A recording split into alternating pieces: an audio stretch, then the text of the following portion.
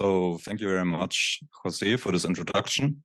So actually, I was doing my project together with a colleague from Munich, and he's still there in the snowy Munich, stuck. So we were going over plan A, B, C, and are now at X or Y. This is like a video of him for the introduction for his part. Hello. First of all, let me say how sorry I am to only present to you by recording today. I had hoped to see you all in Berlin and present the project that Johannes and I have been working on in person. However, the weather situation and the transport situation here in Munich made that impossible. So it's the only way I can really present today.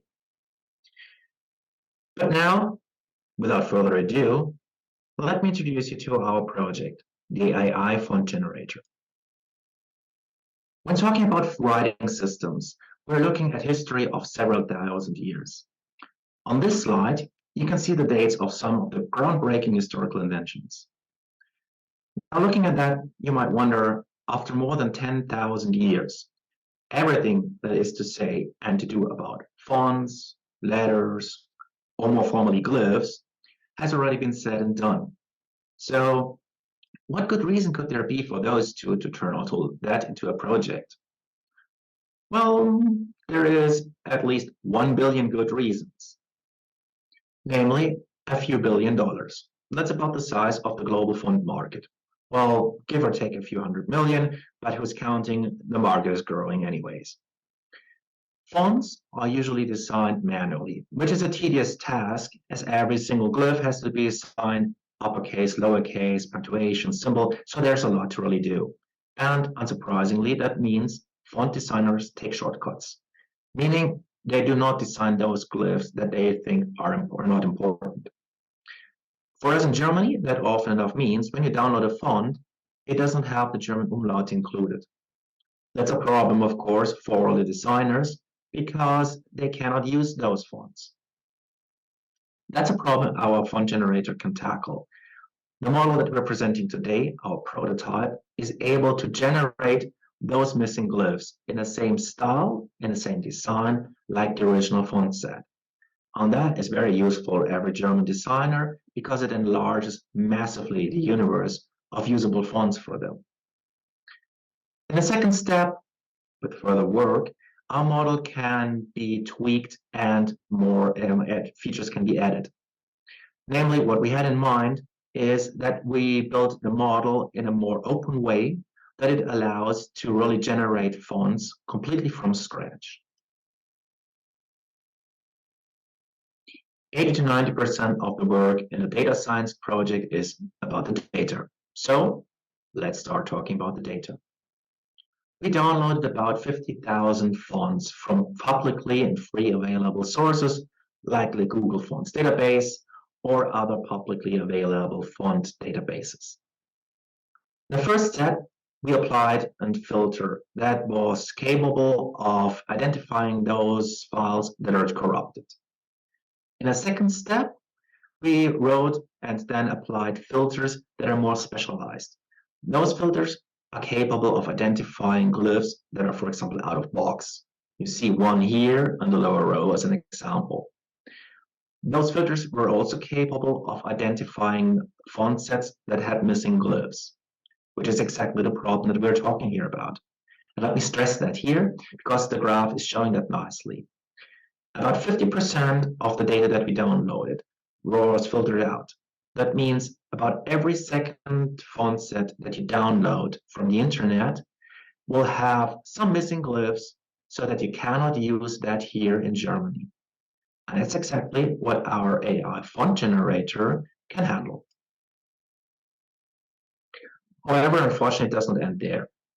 When I said that designers just leave out those glyphs that they don't think are important, it's only half of the truth. Sometimes those designers fill the glyphs, the boxes meant for those, with random images, designs. You can call it special characters or just plain simple garbage. You see some examples here. We have stars, we have boxes, or very commonly for the German Scharfe S, a double S. That, of course, is a problem for our machine learning When you toss in the double S and the Scharfe S unfiltered into the machine and make it predict then the letter, it combines both. And the outcome you see here on that slide is a kind of a blurry something which we cannot use. So we need to filter out those garbages, or let's say we need a garbage collector. The filters that we built and that I presented on the last slide are not capable of doing that. They're able to find when a box is not filled, when a glyph is just not there. But of course, it cannot identify whether what's in that box really is what there should be. How did we do that? How did we proceed with that? Well, we used a classifier.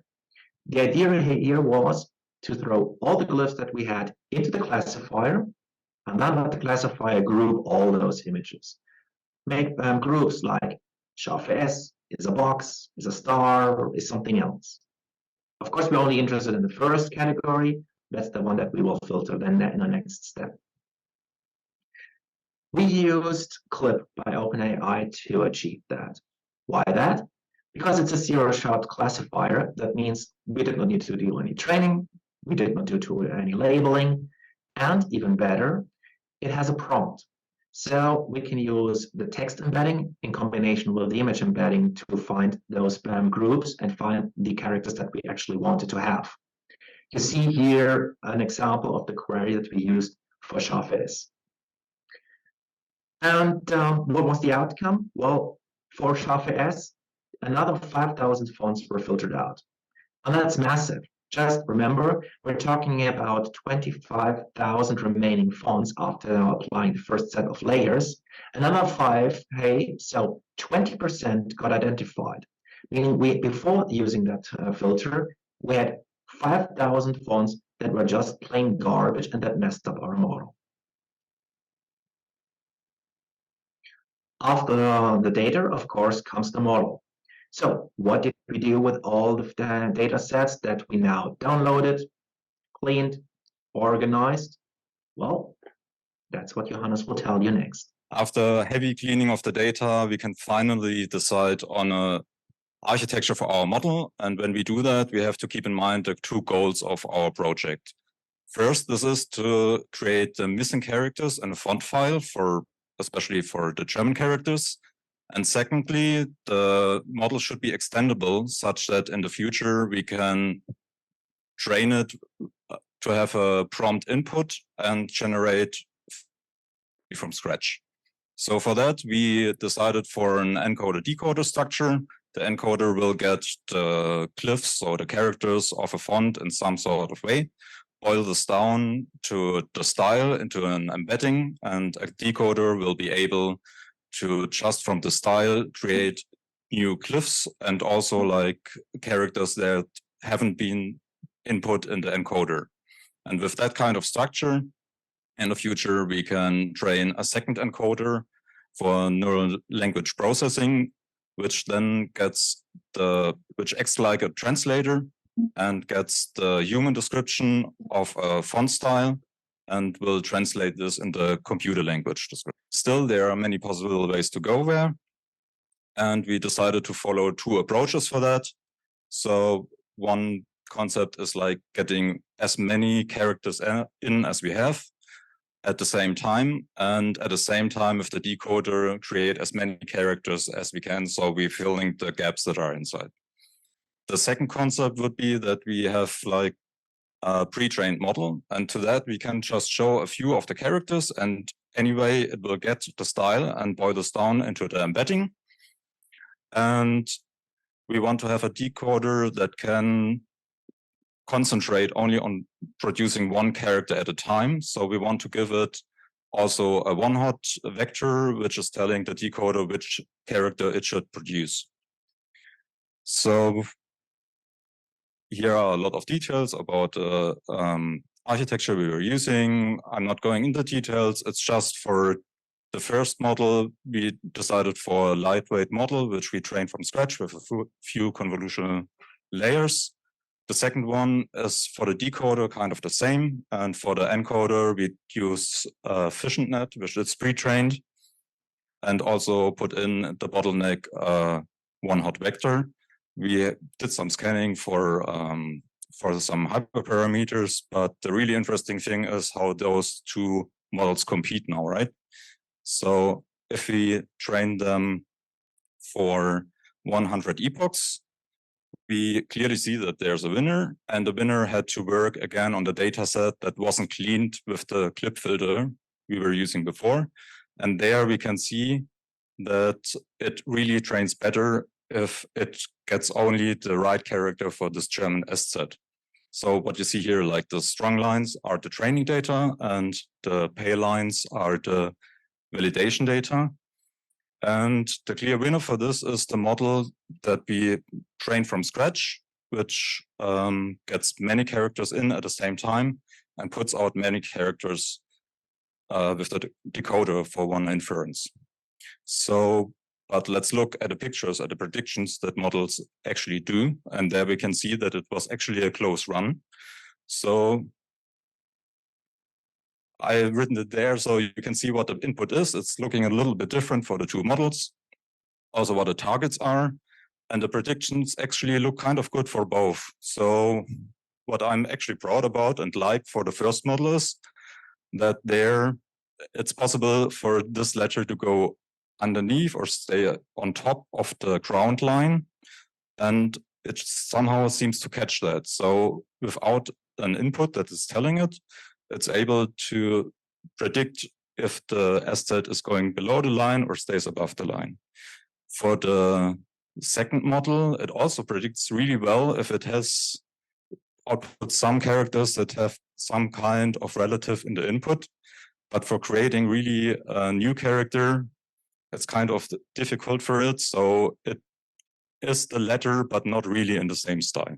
On Hugging Face and upload your own font file there, which has the German characters missing. Then it will show a table of it with the missing characters, find out that these are missing, and you have to just click repair file, and then it's generating this. Right now, you can download a zip file with the pictures of the characters, and designers can then use them to vectorize these and put them back in the font table using FontForge, for example. We collected about 50,000 font files. We filtered those fonts using some basic techniques and also advanced techniques by building a filter using clip. We trained two models on the task, which actually both were able to generate the missing fonts in the font table.